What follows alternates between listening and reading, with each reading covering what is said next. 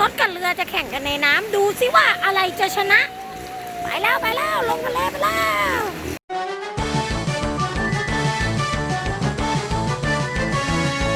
ตื่นหรือยังครับวันนี้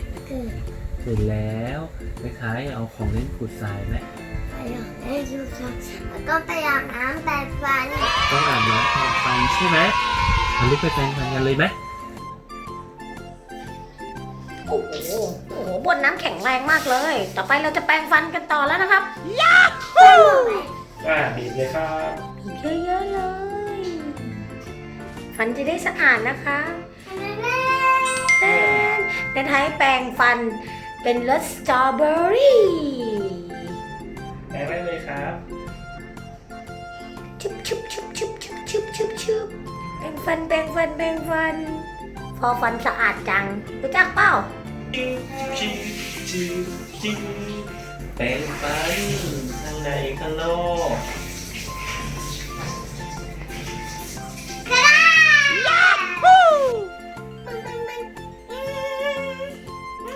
ฮัลโหลครับว่าไงครับผมอยากได้ไปเล่นชายเอารถไปด้วยนะไปที่ไหนครับจะไปที่ไหนครับจะไปตรงนู้นจะเอารถป๋าแล้วก็ไปเล่นช้าด้วยที่ทะเลใช่ไหมครับค่ะโอเคว้าวสวยว้าวน่าตลกมากเลย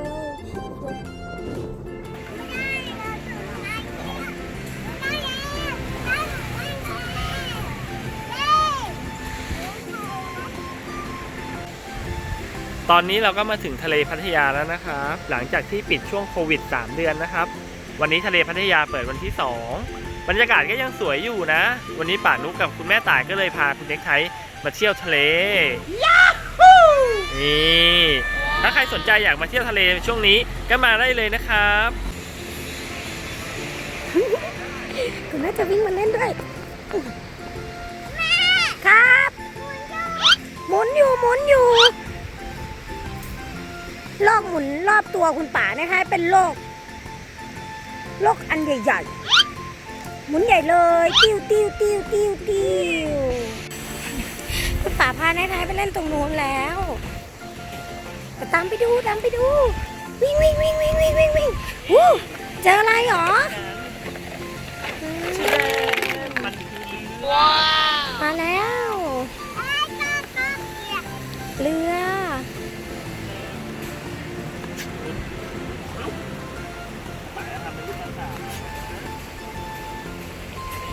ตักทรายใช้ก็ตักใช้เป็นแมงกะพรุนนี่เห็นไหมนี่แมงกะพรุนแมงกะพรุนนะใครคว่แต่ในใครความพาไปดูตรงนี้เลยครับตรงนี้ครับเดี๋ยวใครคว่แหละว้าวเป็นแมงกะพรุนแมงกะพรุนอันนี้มันกินได้หรือเปล่านะไข่ทากมีหอยทากด้วยหอยทากอันนี้หาทำให้ใครก็ไปคนเอาไปทำนะหาป้าย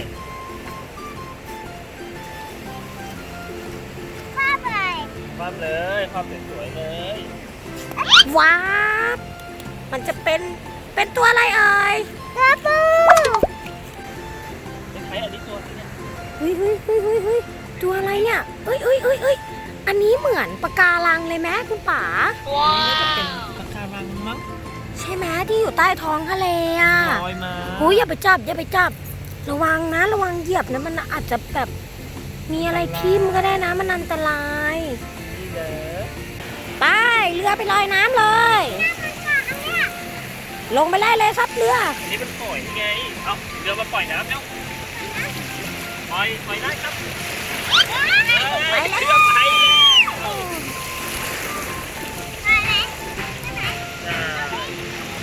เลยปล่อยได้ไหมครับไปแล้วเรือไปแล้วล่องลอยไปในทะเลคว่ำไปแล้วค่ะเอาไหมท้ายคุณแม่อยู่ตรงนี้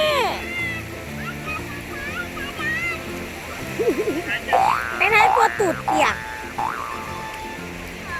โอเคลงได้เฮ้ยใครปล่อยมันเป็นตัวอะไรอ่ะตัวอะไรอ่ะว้าวมันคือห หอยข้างในจะมีปูอยู่หรือเปล่าไหนดูสิ เขาพูดได้ อ๋อมันตายแล้วนี่นา ตายแล้วนี่นะ ใช่เนี่ยข้างในเนี่ยปกติอะจะมีปูเข้าไปอยู่นะในไคล้แต่มันไม่มีละคุณแม่เอาไปปล่อยทะเลดีกว่าคุณแม่เอาไปปล่อยในทะเลดีกว่าเอ้าลงเรือไปแล้วแฮวไปนู่นแล้วน้องๆคุณป่าต้องไปช่วยในไคล้แล้วล่ะโอ้โหเขามาตัดต้นไม้กันให้ดูเสียงเขามาตัดต้นไม้ใช่ไหมนู่นเขาตัดต้นไม้กันอยู่ตรงนู้นน้องๆเห็นไหมคะนั่นตัวอะไรเอาทำไมมันมีปลาอยู่ตรงนี้ด้วยล่ะ โดนทะเลพัดมานะครับเมื่อคืนนะครับ โอ้สงสัยลมทะเลจะแรงมากเลยเมื่อคืน เดี๋ยวใครไม่กินนะครับนะ อุ้ยปลากันให้แข่งกันรถกับเรือจะแข่งกันในน้ำดูสิว่าอะไรจะชนะไปแล้วลงทะเลไปแล้วโอ้โหรถก็วิ่งในน้ำได้เรือก็แข่งในน้ำได้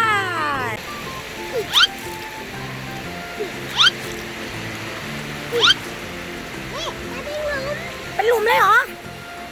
ไหนโอ้โหทรายตรงนี้มันนุ่มๆนิ่มๆดึงๆหนังๆน่าเหยียบมากเลยไหนลองเหยียบดูสินี่แง่คุณแม่ก็เหยียบด้วยนี่แง่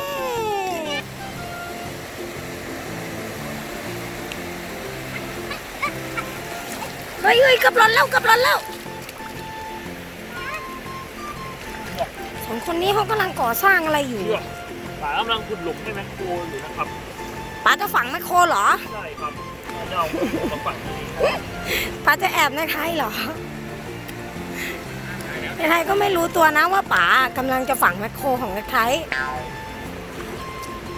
ในไทยก็ช่วยใหญ่เลย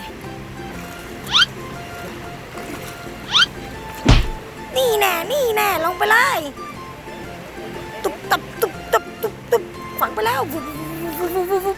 เรียบร้อย หมดแล้ว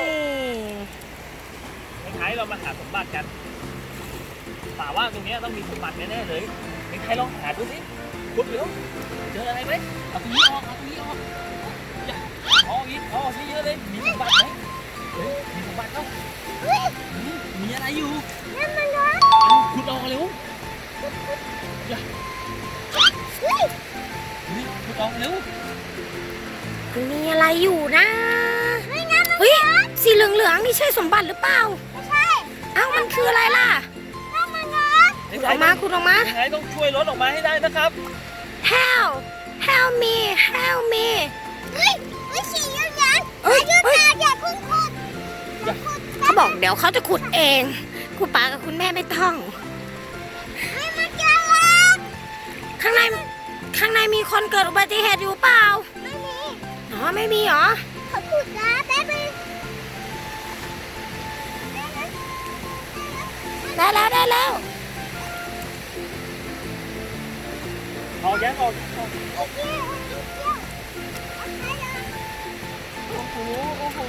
โหทำความสะอาดด้วยโหรถเปื้อนไม่ได้เลยนี่ของรักของห่วงในท้ายเลยนะน้องๆเพื่อนๆทางบ้านมีเปล่าคันนี้เรียกว่าอะไรรู้เปล่า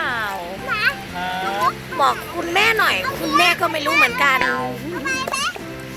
ถ้าใครมาเล่นทะเลนะ จะต้องดู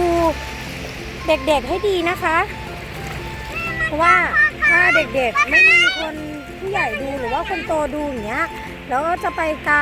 จะเกิดอันตรายได้นะ